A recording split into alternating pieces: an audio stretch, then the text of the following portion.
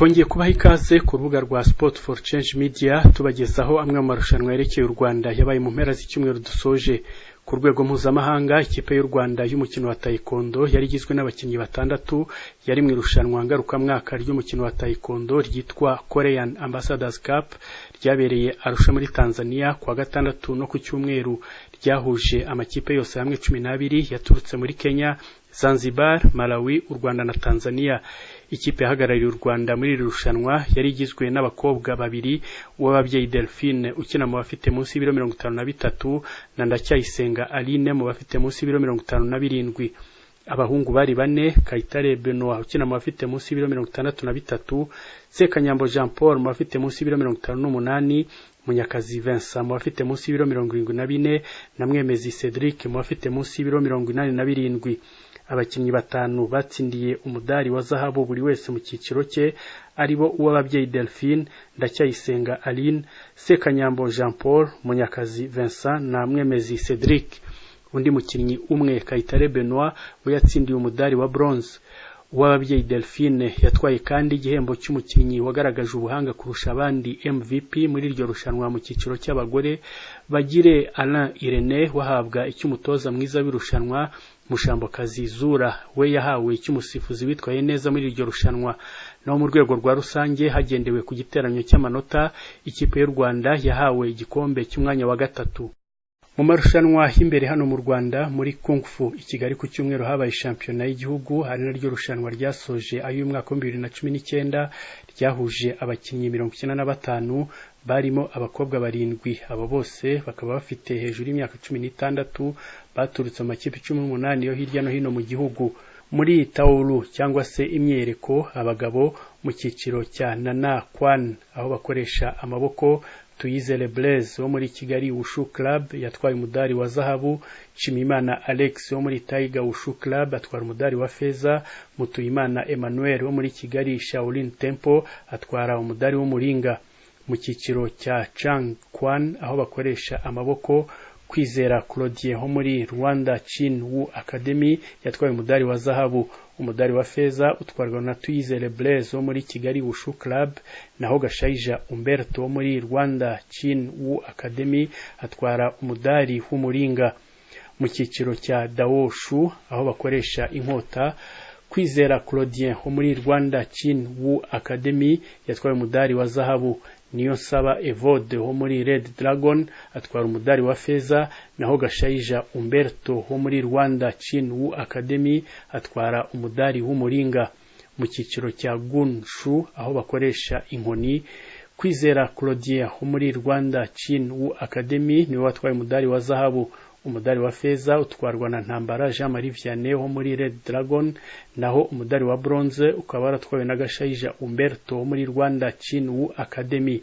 Mu cyiciro cya Nangun aho bakoresha ikibando, Fashingabo Mustafa ho muri Cho Garmentis Academy yatwaye umudari wa feza, Mutuyimana Emmanuel ho muri Kigali Shaolin Temple atwara umudari w'umuringa.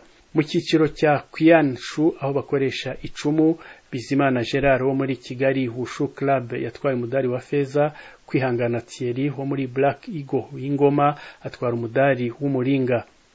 Muri Sanda mu cyiciro cy'abafite hagati y'ibiro 48 na 52, Mugabe Gerard wo muri Cho Garmentis Nyagatare niwe watwaye umudari wa zahabu, naho umudari wa feza utwarwa na Nigena Gustave wo muri Wushu Kimisagara. Mu cyiciro cy'abafite hagati y'ibiro 53 na 57, umudari wa zahabu watwawe na Hitimana Eugene wo muri Kigali Wushu Club, naho Twagirayezu Emmanuel wo muri Wushu Kimisagara atwara umudari wa feza. Mu cyiciro cy'abafite ibiro hagati ya 58 na 62, umudari wa zahabu watwawe na Dusabimana Evariste wo muri Muhanga Shaolin Tiger, naho Mugisha Emmanuel wo muri Igo Shedo Kiziba atwara umudari wa feza. Mu bafite hagati y'ibiro 63 na 67, Urwibutso Jean Claude wo muri Show Garmentis Nyagatare niwe watwaye umudari wa zahabu, Masengesho Remy wo muri Confucius Club atwara umudari wa feza. mu bafite kuva ku biro 67 kugera kuri 72, Tumusifu Emmanuel wo muri Musanze Shaolin Temple ni watwaye umudari wa zahabu. Ufite Kirenga Peter wo muri Tiger Wushu Club atwara umudari wa feza. Naho mu bafite kuva ku biro 73 kugeza kuri 77, Iyamuremye Shafi wo muri Show Garmentis Nyagatare ni watwaye umudari wa zahabu. Ndayizeye Aimable wo muri Wushu Kimisagara atwara umudari wa feza. Ku rwego rw'amakipe yahize izindi ni Rwanda Shin Wu Academy yegukanye imidari 3 ya zahabu n'3 y'umuringa. Ya kabiri yabaye Kigali Wushu Club yegukanye imidari 2 ya zahabu n'2 ya feza, na ya gatatu yabaye Kigali Shaolin Temple yegukanye umudari 1 wa zahabu n'3 y'umuringa. Mu mpira w'amaguru habaye imikino y'umunsi wa 14 wa shampiyona mu cyiciro cya mbere.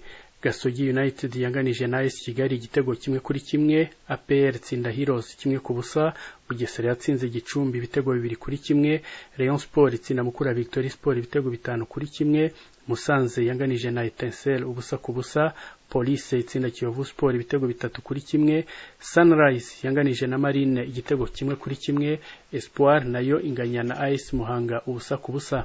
Nyuma y'imikino y'umunsi wa 14 wa shampiyona, APR FC iracyari ku mwanya wa mbere n'amanota 38, ikurikiwe na Rayon Sport ku mwanya wa kabiri n'amanota 31, Police ku mwanya wa gatatu ifite amanota 29, Mukura Victory Sport ku mwanya wa kane ifite amanota 22 zigamye ibitego 5, AS Muhanga ku mwanya wa gatanu nayo ifite 22 ariko izigamye igitego 1. Kiyovu Sport ku mwanya wa gatandatu n'amanota 19 izigamye igitego 1, Etincelle ku mwanya wa karindwi nayo ifite amanota 19 ariko nta gitego isigamye, nta n'umwenda ifite. Ku mwanya wa 8 hari Bugesera nayo ifite amanota 19 ariko ikagira umwenda w'igitego 1. Ku mwanya wa 9 hari Sunrise n'amanota 18 zigamye ibitego 2. Ku mwanya wa 10 hari Gasogi United nayo ifite amanota 18 ariko ikabizigamye igitego 1. Ku mwanya wa 11 hari AS Kigali n'amanota 18 ifite umwenda w'ibitego 6 ikanganya na Marine ku mwanya wa 12 nayo ifite amanota 18 n'umwenda w'ibitego 6. Ku mwanya wa 13 hari Musanze n'amanota 12 kagira umwenda w'ibitego 8. Espoir ku mwanya wa 14 nayo ifite amanota 12 ariko ikagira umwenda w'ibitego 9. Ekipe ya 15 ni Gicumbi ifite amanota 8 n'umwenda w'ibitego 12. Ku mwanya wa 16 ari nawo wa nyuma hakaba ekipe ya Heroes ifite amanota 8 nayo ariko ikagira umwenda w'ibitego 16. Umukinnyi umaze gutsinda ibitego byinshi aracyari Samson Babua wo muri Sunrise afite 11. Mu mupira w'amaguru kandi hatangiye irushanwa ry'amakipe yo mu cyiciro cya kabiri ririmo amakipe yose hamwe 21 yashyizwe mu matsinda abiri. Itsinda rya mbere ririmo amakipe 11 ariyo Rutsiro FC, Interforce, Gorilla, Pepiniere, Akagera, Amagaju, Impesa, harimo kandi Kirehe, Asport Limited, Sorwate n'Intare. Itsinda rya kabiri ryo ririmo amakipe 10 ariyo Alpha FC, Vision Jeunesse Nouvelle, Rwamagana City, University of Rwanda URFC, Vision FC, Nyagatare, Etoile de l'Est, Gasabo United, Rugende Training Center Limited na Miroplast FC. Uko imikino yagenze mu itsinda rya mbere, Gorilla yatsinze Amagaju ibitego 2-0, Intare itsinda Impesa ibitego 3-1, Akagera yatsinze Pepiniere igitego 1-0, Rutsiro inganya na Sorwate igitego 1-1, Asport Limited yo yatsinze Interforce ibitego 2-0. Kirehe yararuhutse. Mu itsinda rya kabiri, Vision Jeunesse Nouvelle yatsinze Nyagatare ibitego 4-0, Rugende Training Center Limited itsinda URFC igitego 1-0, Vision FC yanganije na Etoile de l'Est 0-0, Miroplast itsinda Gasabo United igitego 1-0, Rwamagana City ikaba yaratsinze Alpha FC igitego 1-0.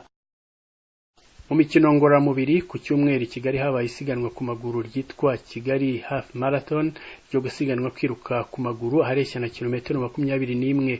Mu cyiciro cy'abagore abafashe imyanya itatu ya mbere ni Yankurije Marthe wo mu ikipe ya APR wabaye wa mbere akoresheje isaha imwe iminota 12 amasegonda 38 na ibice 72 by'ijana, yakurikiwe na Musabeyezu Adeline nawe wa muri APR ku mwanya wa kabiri akoresheje isaha imwe iminota 16 amasegonda 46 n'ibice 46 by'ijana. Wa gatatu yabaye Niyirora Primitive wo mu ikipe ya New Athletics Stars NAS wakoresheje isaha imwe iminota 17 amasegonda 22 n'ibice 5 by'ijana. Mu cyiciro cy'abagabo batatu ba mbere muri Kigali Half Marathon babaye Nimubona Yves wa APR wafashe umwanya wa mbere yirukanse kilometero 21 mu isaha imwe minota 3 amasegonda 28 n'ibice 56 by'ijana. Mutabazi Emmanuel wo mu ikipe ya polisi yabaye wa kabiri akoresheje isaha imwe minota 3 amasegonda 58 n'ibice 74 by'ijana. Wa gatatu yabaye Ruwayiza Silogi wo mu ikipe ya NAS wakoresheje isaha imwe iminota 8 amasegonda 59 n'ibice 10 by'ijana.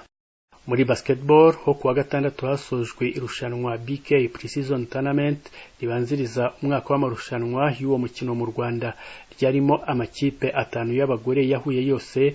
Igikombe gitwarwa na IPRC Huye, ya kabiri yabaye The Hoops, ya gatatu APR Ubumwe ku mwanya wa 4 na UR Huye ku mwanya wa 5.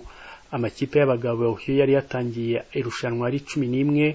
REG ikaba yaratwaye igikombe ku mukino wa nyuma itsinze amanota 68 kuri 50 ya Patriot, mukino wabaye kuwa 5. Mu mukino wa volleyball kuwa gatandatu no ku cyumweru mu karere ka Kirehe habereye irushanwa ryiswe Gisaka Open Tournament 2019.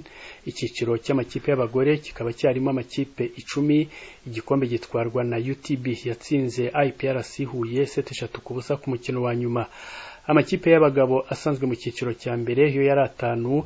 Igikombe naho gitwarwa na UTB ku mukino wa nyuma yatsinze Gisagara Volleyball Club 7-3 kuri 1.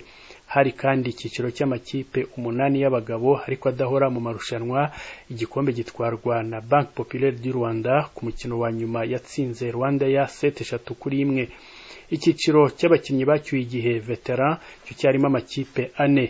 Igikombe gitwarwa na Tutage ku mukino wa nyuma yatsinze Unity 7-3 ku busa. Dusoreze muri tennis aho ku cyumweru hasojwe irushanwa Henken Open Tennis Tournament ryari rimaze icyumweru ribera i Kigali ku bibuga bya Cercle Sportif mu Rugunga. Mu cyiciro cy'abafite ubumuga wheelchair tennis abagore, Mutesi Face niwe watwaye igikombe atsinze Burasa Charlotte 7-2 ku busa ku mukino wa nyuma. Mu bagabo cyatwawe na Ndayishimiye Ernest atsinze Dusabimana Victor 7-2 ku busa ku mukino wa nyuma.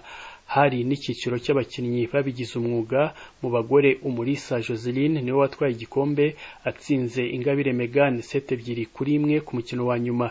Naho mu bagabo bakina by'umwuga Karenzi Bertin akaba yaratwaye igikombe atsinze Nigena Etienne 7-2 ku busa ku mukino wa nyuma. Mu cyiciro cy'abakinnyi b'abagabo bacyuye igihe mu bakina umwe ukwe aribyo bita simple, Mugenzi Ile-de-France yatwaye igikombe atsinze Dr Munyaneza Richard 7-2 ku busa ku mukino wa nyuma. Naho mu bakina ari babiri double gitwarwa na Dr Munyaneza Richard afatanije na Karenzi Emmanuel batsinze Kabeza Eric wakinanye na Mugarura Aimable 7-2 ku busa.